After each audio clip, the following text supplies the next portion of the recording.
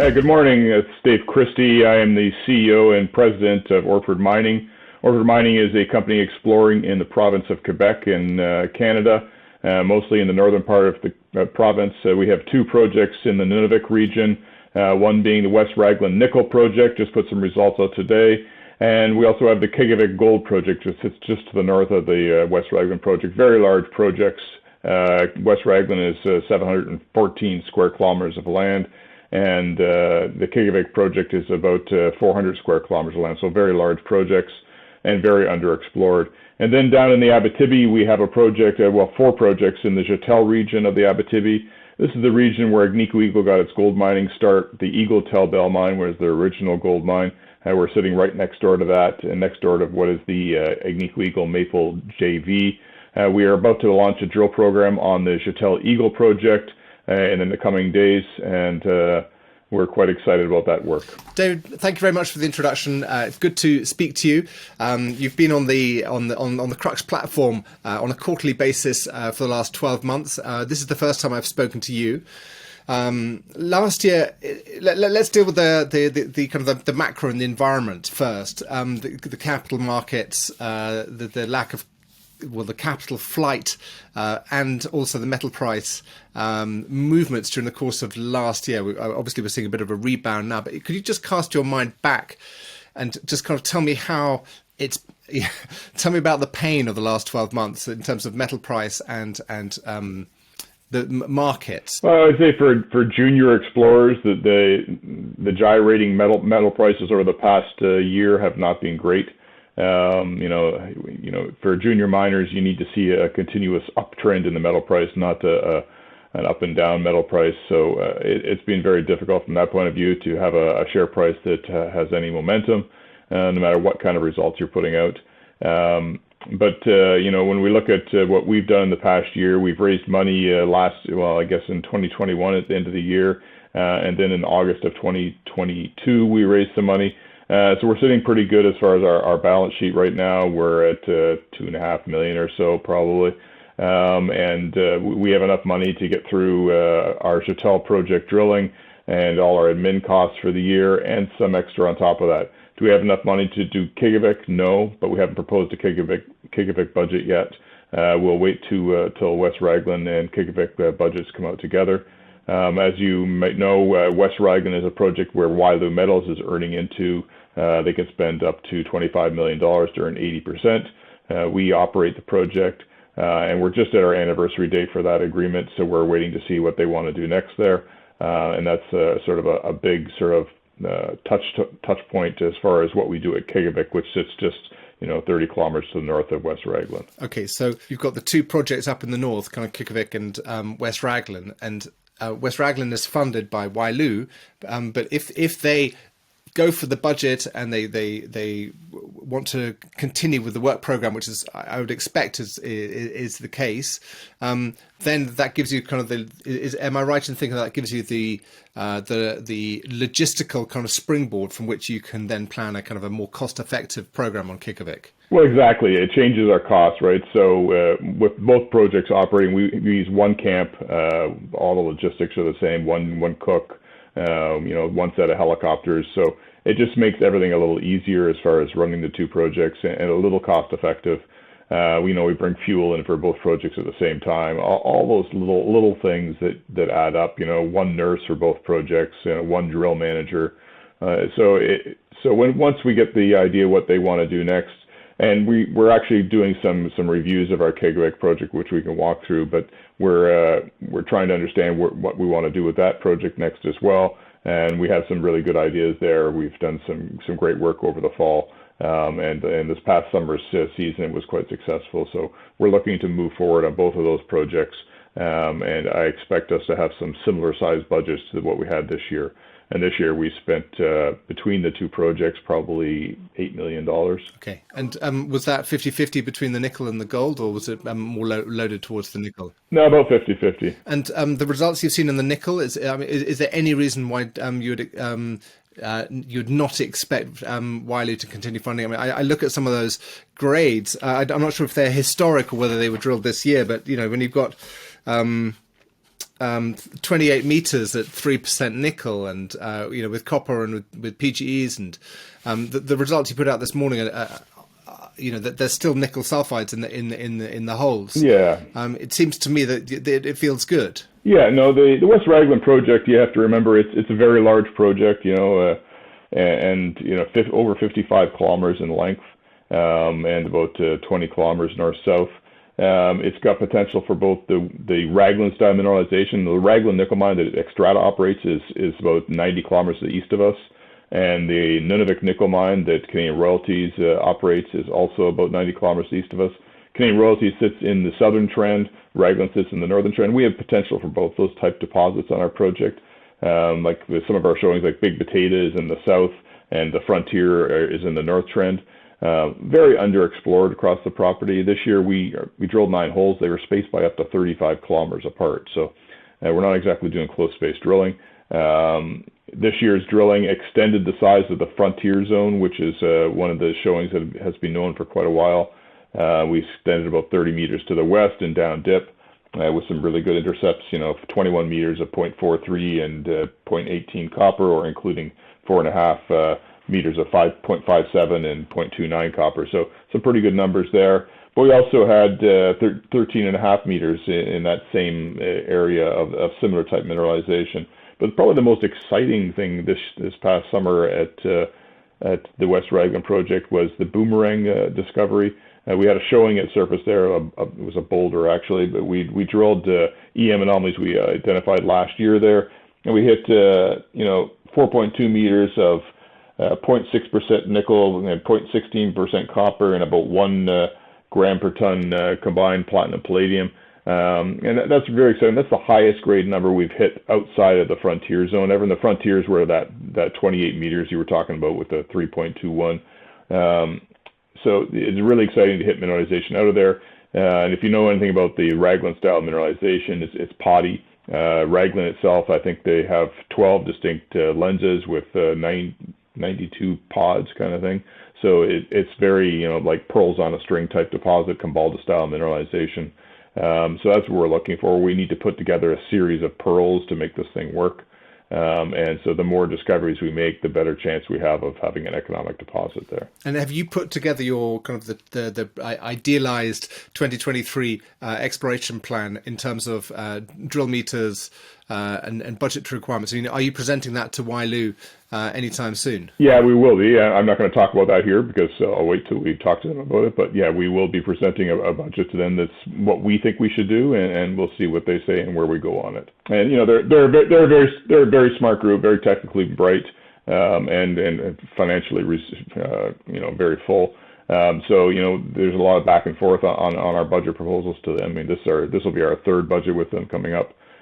So there's always some back and forth and some discussion, and we decide what works best for the project on their needs and our needs, and move forward from there. And presumably it falls within the arc of spending $25 million over a period, and about $4 or $5 million last year, and you can progress in the project. One can provide some kind of signposts by looking at the nature of the deal and the historic spend. That's exactly true. So it's in an area in the world that's not cheap to explore, but the reward is quite high.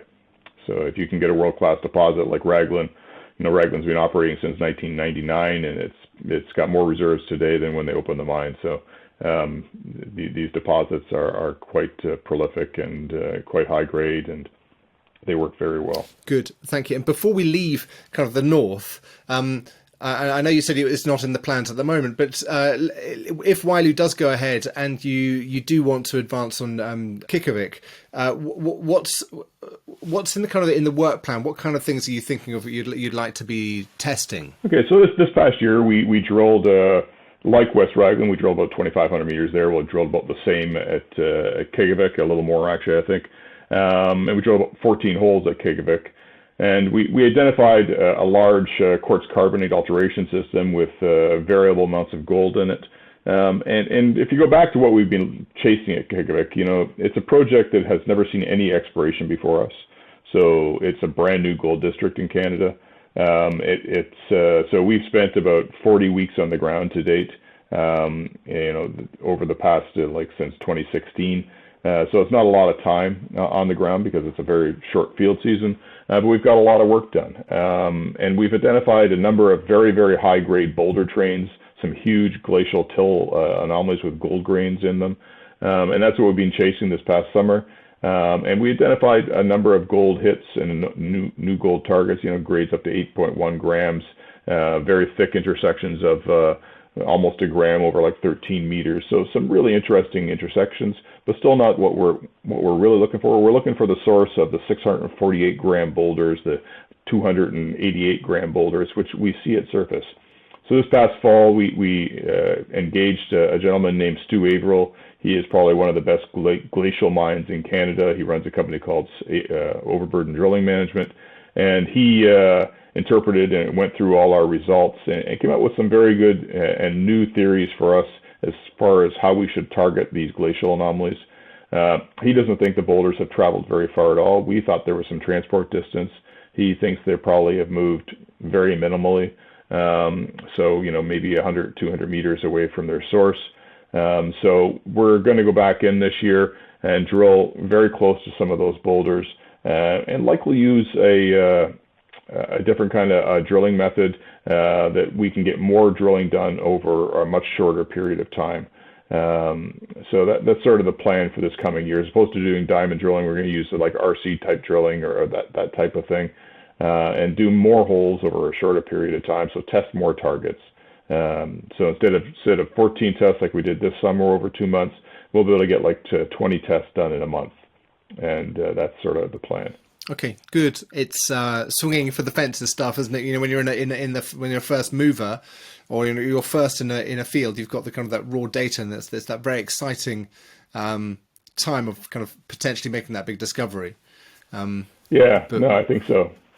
Yeah. With it comes a bit of uncertainty. Yeah, it does. But I think this project is, if you look at the maps on it, we've got gold in boulders and in subcrop and outcrop across the entire project. No one's ever explored it before us. Well, there's a couple of old drill holes where people were looking for nickel and they didn't find nickel and they walked away. So it's a brand new gold district in Canada. It just happens to be in an area where we can only see the ground for a couple months of the year. Once we have a center of gravity there, we can drill all year long. But until that point in time, we are, beholden to the season that allows us to explore. But we have very high grade numbers across the entire property. We see visible gold in both drill core and in bedrock. So there's a lot of work to be done here. And we are firmly believing that we will make a big discovery there, and probably more than one. Because across the 40 kilometer strike length of the property, we have a number of very, very high grade showings across the trend, and glacial direction across the properties from south to north, and very little movement according to our experts. So we're quite excited to get back in there and test these anomalies. Good. Well, that's good to hear. Although it's not your main thrust at the moment. The main thrust. Let's move to Joutel Eagle, and the Abitibi properties. Can you just recap what you did? Where you've got to, the work that's been done over the last year, and in fact, it's probably useful just to go back, a year or two. And where you've got to in your thinking, and you said that you were about to start a drill program, so you've got to the point where you want to drill some more. But let's hear what the thinking was and the work that sure to this point. So in 2020, when COVID hit and Quebec actually shut down for a while, you couldn't explore in Quebec. We started looking at other belts that we felt were underexplored and had potential, and where there was open land. So Joutel was one of those, and it was actually where I got my career started. I worked for Qiqavik Eagle for a long time early in my career in that area when Qiqavik Eagle was operating the Eagle Tailbell mine. It's a good volcanic belt with lots of strong mineralization that is strike extensive.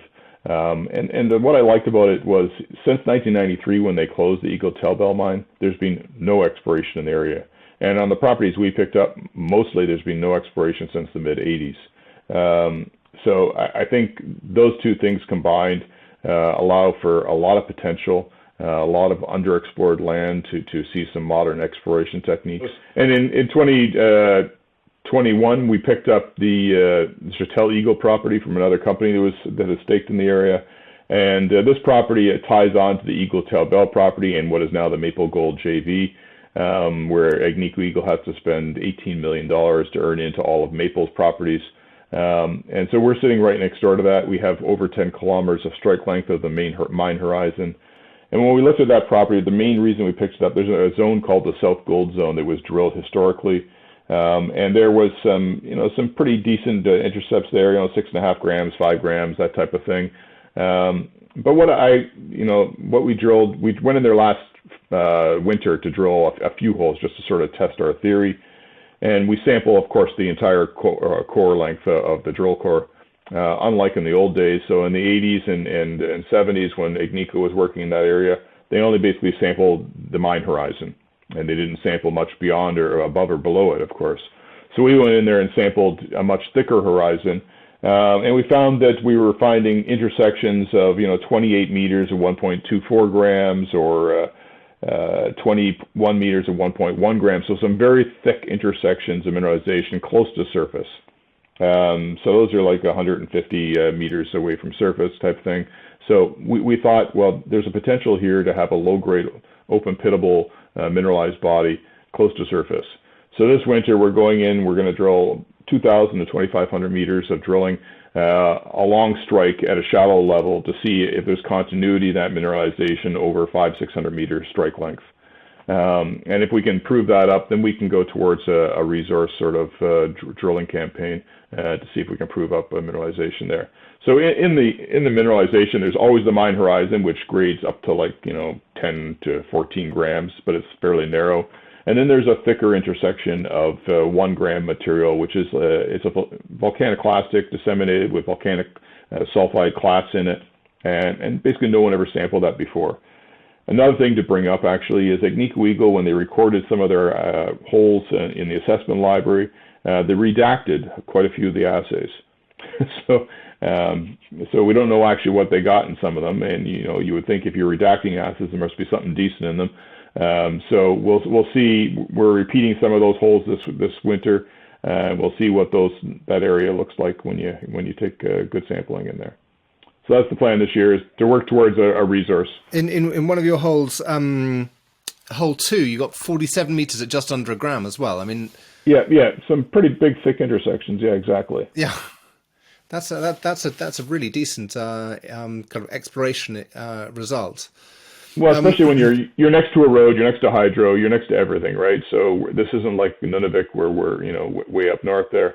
This is an infrastructure. There's an old mine that's sitting right beside us. There's a road going right to the property. So it's much easier logistically than the other properties. Is your drill plan 2,500 meters? Is it kind of on fences over a kind of a constrained or a relatively coherent strike length, or is it a series of kind of more target testing separate? No, it's to test continuity of this body. Because we figure if we want to do more here, we didn't know whether there's something there. So we're doing 50-meter step outs along that body at the 100-meter level, just to see what continuity is there. If there's continuity of over a gram with over 25-meter kind of thicknesses, then I think we have something exciting. And have you gotten any sense of grade variation with depth? I mean, is there a surface expression, or is there glacial till so you can't really see what's going on? Yeah, it's all covered. So we have magnetics, we have that type of thing. And there are other targets, and we may, if we have time, might drill a couple more there this year. Like, might take 2 holes outside of that, but for the most part, it's concentrated on the South Gold Zone, which is the zone that we think can bring value to the company by getting towards a resource.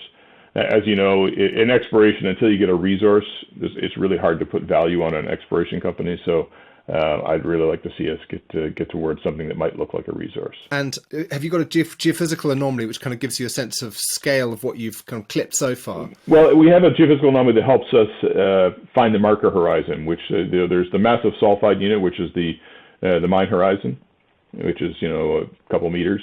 And then there's, after that, you go into a graphitic unit with, marcasite nodules. So we have that conductor mapped out, and that's all we have. And we have magnetics that have sort of mapped out what we think is this magnetic low in there that is the target. But and until we drill it off, we're not sure if that's actually the main target, right? So it's a little bit like when you've forgotten in the power cut and you've forgotten your torch, when you're just going to be going in and you feeling your way. You'll be kind of testing a long strike and testing a little bit below your last intersection. So you'll do steps below and steps along strike, and then just see what you get. And if you can grow it, you'll continue to grow it. Exactly. Well, if this first line at 100 meters depth pans out and shows continuity, then we'd go back in and drill some more holes below that and see where we can get to. But we're quite excited about it. We think it's going to hold together based on the historic drilling that's there and the drilling we did last year. So we're quite excited to see what happens there. And then there's other targets, like there's the micro gabbro unit that is on the Qiqavik Eagle Maple JV. It goes right through our property as well, and they're getting some very high grades in that, so we'd have to work on trying to test that. And then we have a number of other similar targets to the South Gold across the property that have no testing. So there's other things to work on those as well. Basically, there's the main strike. It's the Casa Berardi break, basically the south splay of the Casa Berardi break, and it's where there's major fault intersections that hit that zone is where there seems to be more gold.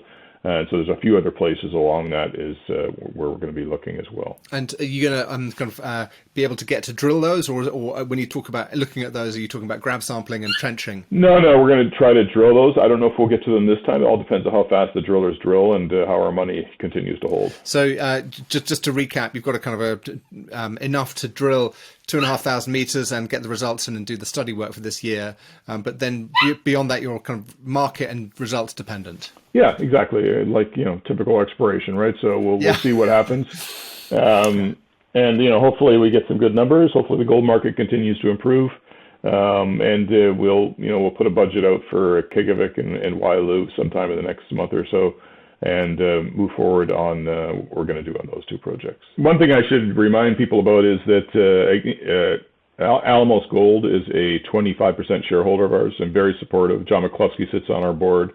They are quite excited about the Qiqavik project. They think it's a game-changing type project, both their technical people and the C-suite type group of that company. So we're very fortunate to have that kind of support. It's useful. It is useful, and it's a great endorsement. Although the risk profile for an Alamos Gold is very different to the risk profile for a retail investor.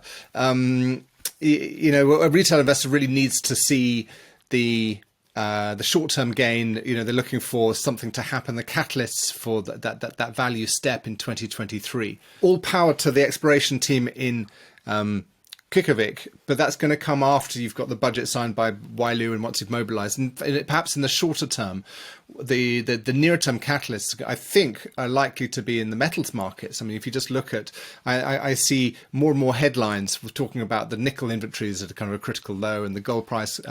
It's got that lovely start of the year bump to it. It's a much nicer. Put my analyst hat on again, and I think the metals markets are going to recover, especially as they slow down on the interest rate hikes, and inflation hasn't gone away, but they can't keep raising rates. They're going to kill the economy. So I think we'll see a continued rise in the gold price, and the use for nickel in electric vehicle batteries is very important right now. So I think the continued need for that is going to drive nickel prices higher in the coming year or years.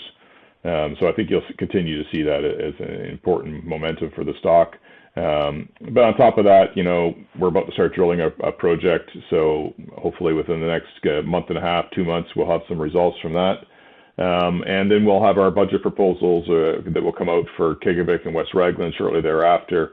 So the catalysts for the next 3 or 4 months are threefold. There's the metal prices, of course. There's the start of drilling on January 20th at Joutel, and those results that will follow. And then there's our new budgets for 2023 at Qiqavik and West Raglan. and those will come out together at some point early spring. Great. Well, I look forward to seeing the results. It's always good to see drill programs starting. It's even nicer when the core comes back with shiny stuff in it of the right kind. A pleasure talking to you. I look forward to getting the updates and speaking to you as the news comes through during the course of 2023. Thanks, Merlin. Good to talk to you too.